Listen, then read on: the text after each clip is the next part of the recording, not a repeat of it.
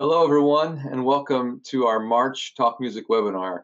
We're so excited you're here tonight. It feels like it's been a while since our last one, but we had, of course, our February one was towards the beginning of the month.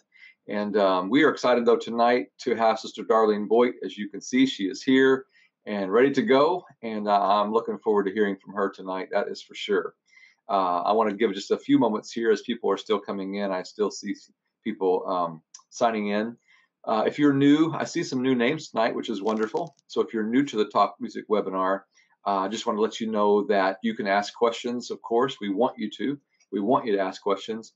There's a chat feature you can see there where you can actually type in your questions, and I'll read those and make sure that we can get to those at the end and have you talk with Sister Darlene. And just that's what we want from these webinars, is for you to be able to interact with us and us with you. And I think that's a really awesome part of this. So make sure you're thinking of questions. She probably will say something that you would like, man, I'd love to know this.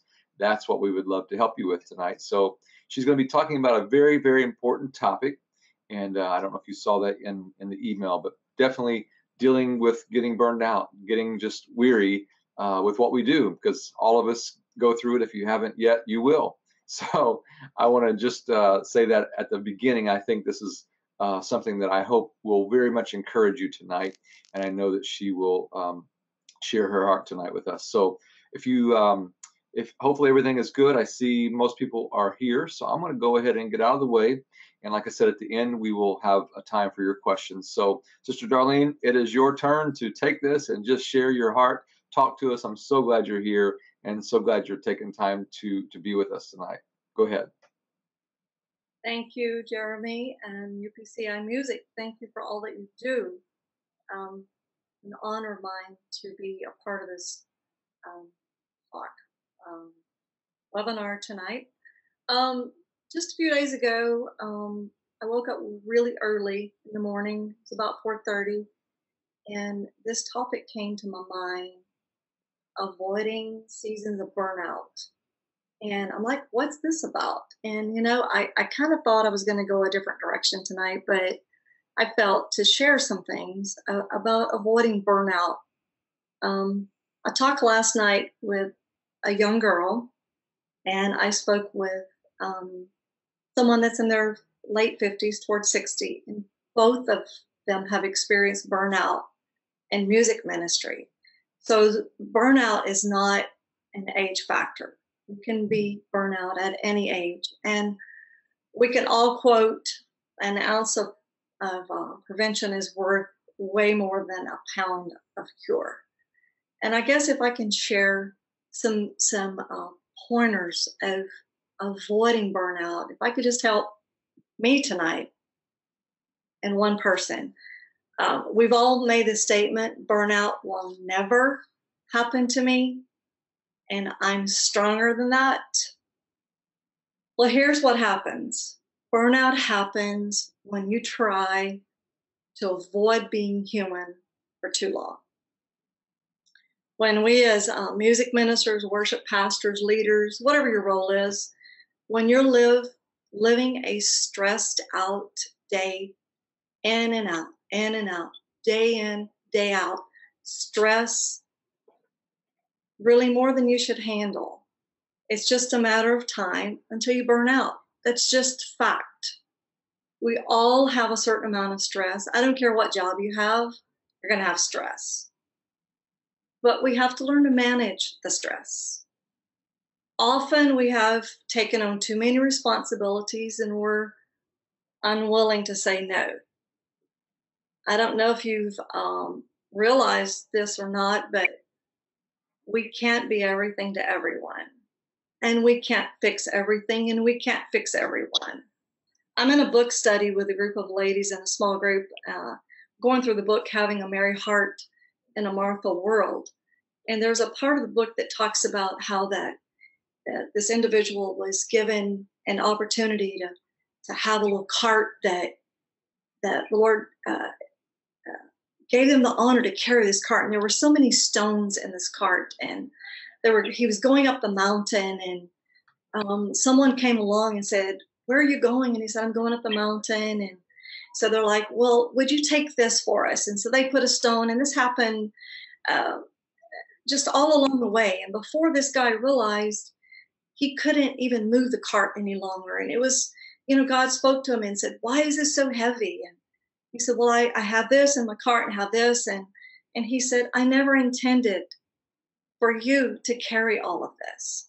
And so oftentimes we put more in our cart than God ever expected us to carry. His word says that his yoke is easy and his burden is light. And we want to blame others when in reality we have taken on too many things. Uh, when we're burnt out, we're no good to anyone. We're no good to the ministry. We're no good to God. We're no good to our families. We're not productive. So burnout affects our spiritual well-being, our family, our relationships, every area. So I'm just going to share just a few practical ways that I've learned over the years to avoid burnout. Prioritize, manage a calendar. If you don't have a calendar, you're going to have a chaotic life. When you have a schedule, you can avoid interruptions. You get this person that walks in and you get this call and you're right. You have something planned and you can say, "I'll get back to you because I've got something else, scheduled right now." And that's true. Another way is to delegate, delegate, delegate.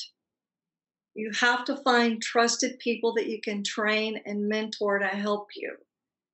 Don't be threatened by those that you train and mentor.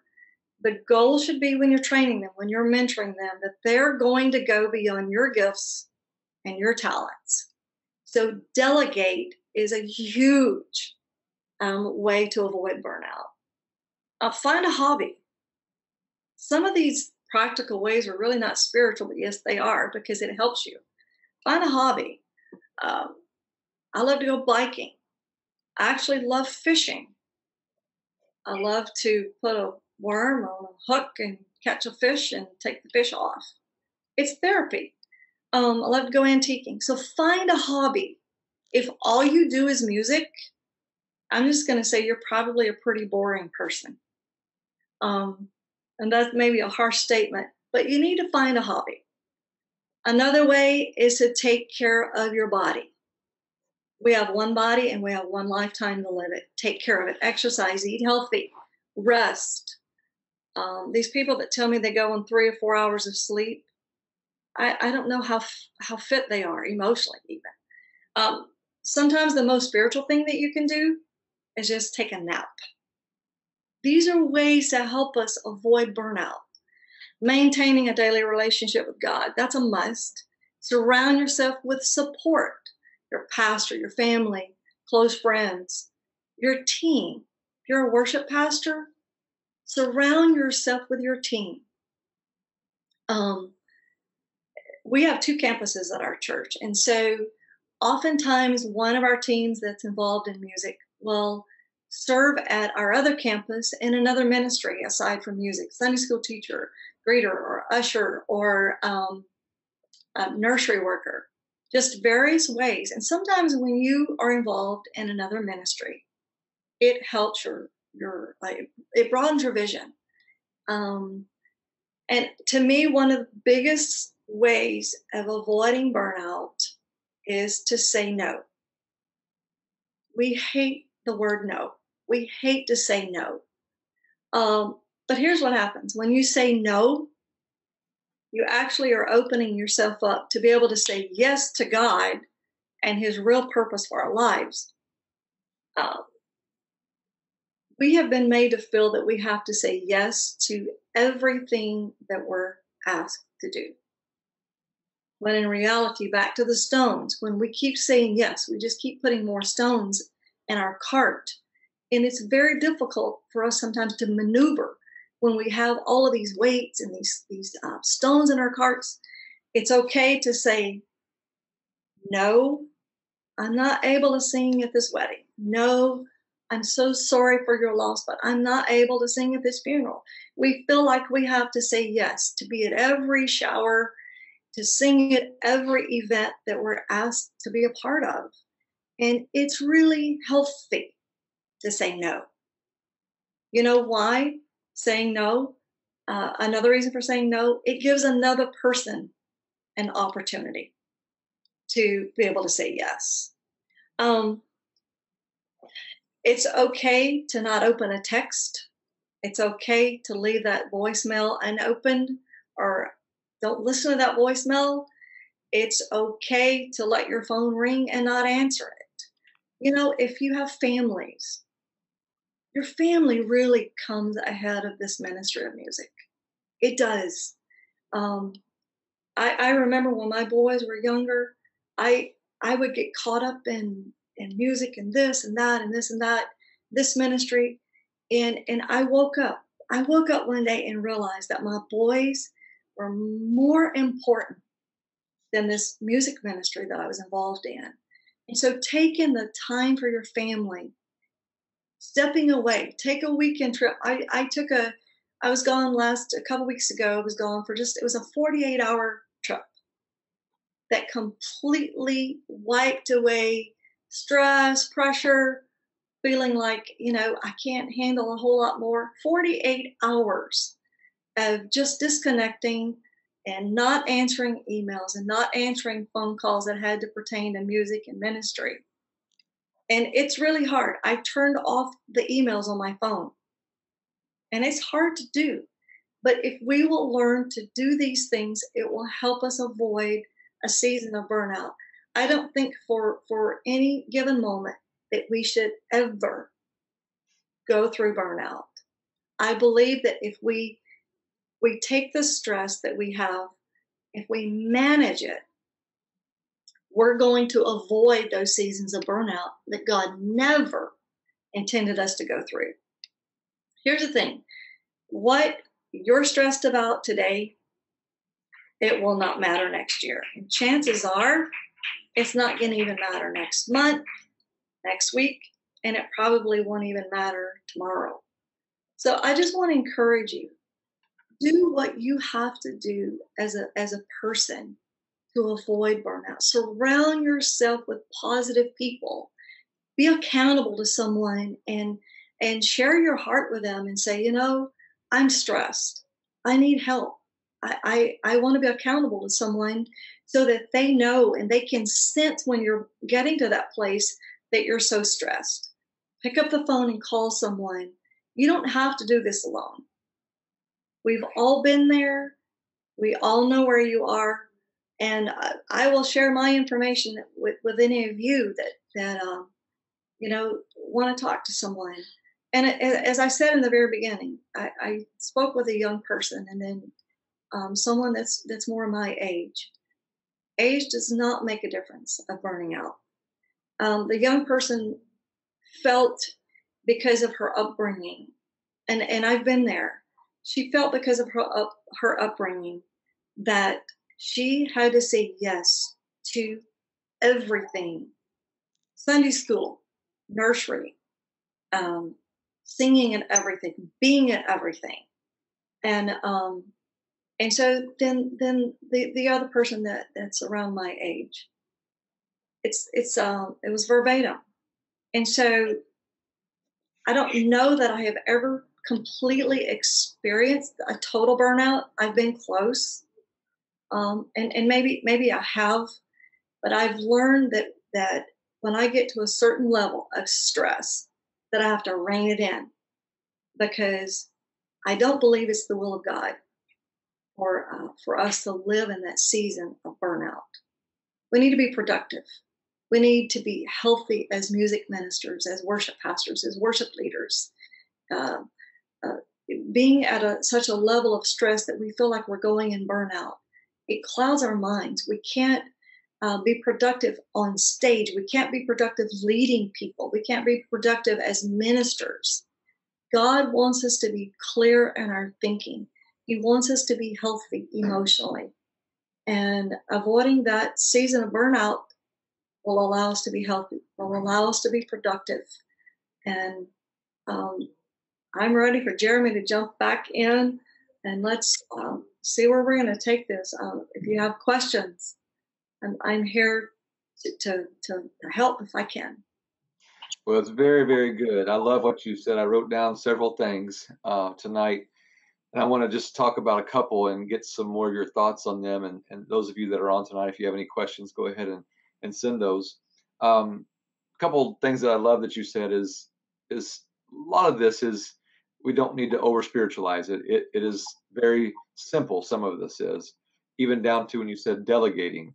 Of course, I mean I know that's kind of a no-brainer, but many of us don't do it, especially those of us that sometimes it's easier just to do it ourselves. Have we not all said that? It's probably just easier to do it myself. That's maybe I'm talking about myself here, but I know that's ways we can burn ourselves out is by doing things like that. I love what you said about hobbies. I think that's so crucial. I know it sounds kind of like, really, a hobby? Yes, You know, it's so another thing, one of the most spiritual things I think can happen is just simply take a nap. Just take a nap. yeah. Clear your mind. Find Absolutely. someone to laugh with. You Hmm. know, we do want to spiritualize our lives. We do want to stay spiritual. But I think oftentimes we're so stressed that we forget to laugh. Hmm. We're so busy doing that we forget to be. And being, part of being is being healthy. Absolutely. Absolutely. And you mentioned it, and I've said it many times, it's therapy. I mean, we all have our own things that we like to do for a hobby. And like you said, you like to fish. Well, I didn't know that. Well, I like to go to thrift stores. Well, no one knew that. But I love that too. well, that's therapy for me because it's something totally different than music. It gets my mind off of it, and it just helps. And we all need those things. One thing that I wanted to ask you a question, and maybe this is a question that some others would possibly have, and this is dealing with people. Certain personality types can really drain you and burn you out.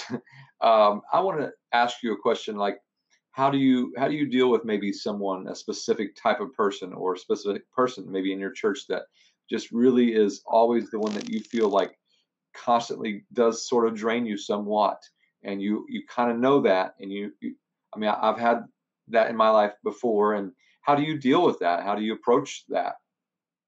That's a really good question. Um, I'm blessed. I've been doing this for a number of years, and I have dealt with a lot of different personalities. Um, I, I'll take a scenario. Um, After church is the worst possible time to ever deal with anything or have any serious conversation, and before church. So if it's going to be a draining person, I'm going to say, let's set a time to talk. And I will choose that time when I feel that I'm at my best. Because if me being at my worst collides with someone that's very draining, it's not going to be a good conversation. I'm not giving them my best, and I know they're going to drain me. And here's the thing: when you've got, like, this cup right here is pretty full, a water, but when you have a glass that's empty, you Hmm. can't get anything out of it. And so, dealing with that difficult person, and you're going to have them. I think you need to manage when you deal with them, and It's then very good. not give an open end time, but just say, okay, I've got 20 minutes. I'm all ears. Hmm. I don't know if that's what you're. Yeah, it's That's very good because we all have that person or maybe someone that you feel like and what you said is very, very good. Right after church is the worst time. I mean, we are drained, we've poured everything out, there's nothing else there. And all we want to do is go away from people, basically, because that's what we've done the whole day. So I think it's really wise what you said. Don't disregard them, but just set a time, maybe later in the week, a specific time. That's very, very good. And that's a what works. good. What's that? That's what works for me, and through trial and error, And here's the thing: I've engaged in conversation when I was depleted, and I knew I was, and I did not. I did not give them the right answers. I was not at my best for them.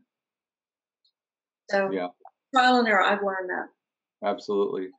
Well, there aren't too many questions right now. People are just kind of watching and listening. So if you don't have any questions, it's okay.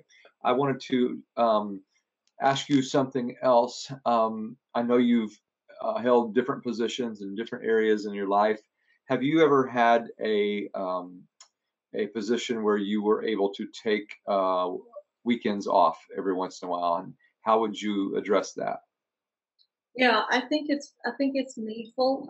I actually I think it's very vital, in many ways, to take time off.